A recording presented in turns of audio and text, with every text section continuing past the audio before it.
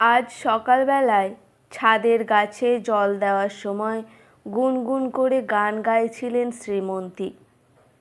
হঠাৎ দেখলেন গেট খুলে তার মেয়ে শ্রেয়া হন হন করে বাড়িতে ঢুকল, সাথে বড় বড় দুটো ব্যাগ। মুখ ভার, বুঝলেন কোনো ঝামেলার আভাস। বিয়ে হয়েছে সবে 7 মাস, এর মধ্যে কি এমন হলো যে? যাই হোক, শ্রীমন্তী তাড়াতাড়ি নিচে নেমে এলো। সবটুকু শুনে যা বুঝলেন, প্রেমের পর বিয়ে হওয়ার এক্সপেকটেশন ছিল প্রচুর, কিন্তু বিয়ের পর কঠোর বাস্তব সেই ভুল ভাঙিয়ে দিয়েছে।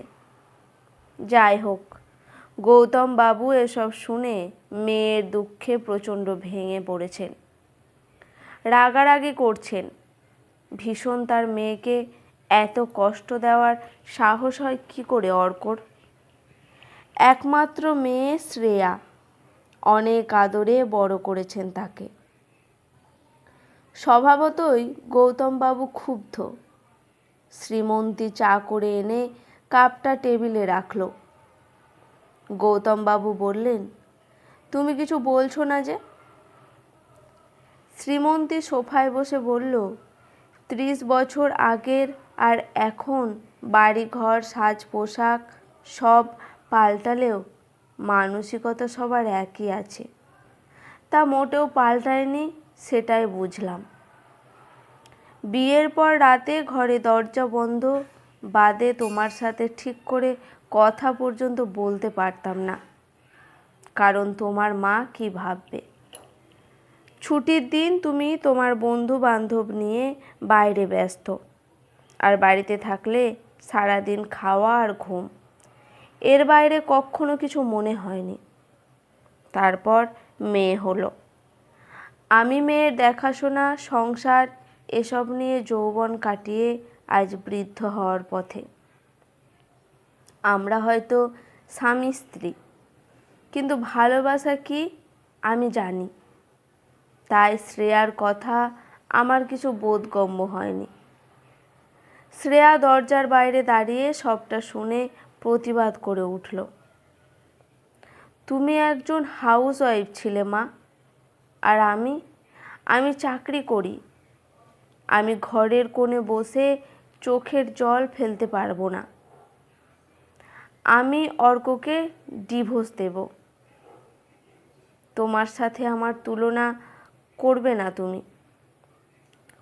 শ্রীমন্তী খুব কেটে কেটে বলল, আমি তুলনা করিনি শ্রেয়া।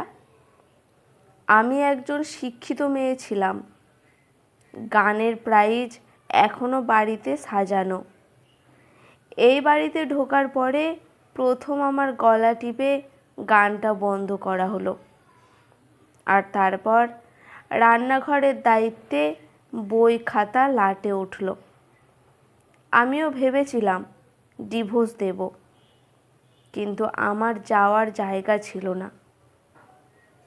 কিন্তু তোমার স্বামী তোমার প্রতি সপ্তাহে হোটেলে ডেটে নিয়ে যেতে থাকে, পারছে না, বা তোমার শাশুড়ি শ্বশুরের সাথে মেন্টালিটি ম্যাচ হচ্ছে না, বা তোমার স্বামী তোমার আগের মতো সময় দিচ্ছে না। এটাই কি যথেষ্ট কারণ ডিভোর্সের? প্রেম আর বিয়ে দুটো অনেক আলাদা। শ্রেয়া দায়িত্ব বেড়ে যায়, রোজকার জীবনে সময় কমে যায়, তবু প্রেমটা একটু একটু করে নতুন করে বাঁচিয়ে রাখতে হয়। শ্রেয়ার ফোনটা বেঁচে চলেছে। শ্রীমন্তী আর চোখে দেখল অর্ক 42টা মিস কল। মেয়ের মাথায় হাত বুলিয়ে বললেন, ফোন ধরো শ্রেয়া, কথা বলো। গৌতমবাবু বলে উঠলেন, আমার মেয়েকে তুমি জোর করবে না শ্রীমন্তী। শ্রেয়া ফোনটা ধরে স্পিকারে দিল। আমি বাইরে ওয়েট করছি শ্রেয়া, দরজাটা খোলো প্লিজ। I love you. আমি খুব চেষ্টা করব তোমায় সবটা দেওয়ার। প্লিজ তুমি একটিবার ক্ষমা করে দাও। শ্রীমন্তী মেয়েকে আদর করে বলল, যাও যাও শ্রেয়া, দরজাটা খোলো। ছেলেটা তোমায় ভালোবাসে। ভালোবাসার মানুষ সবাই পায় না।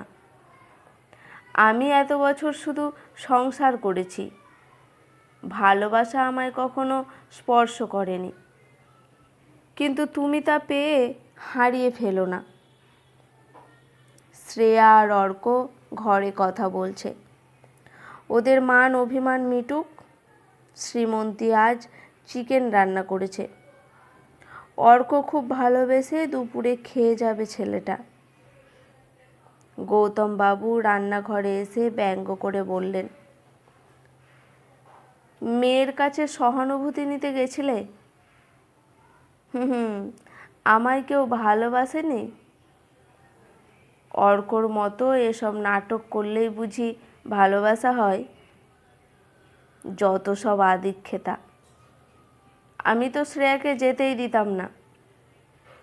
তুমি আর তোমার নাটক। শ্রীমন্তী হেসে বলল, ভালোবাসলে এসব তোমার নাটক বলেই মনে হতো না।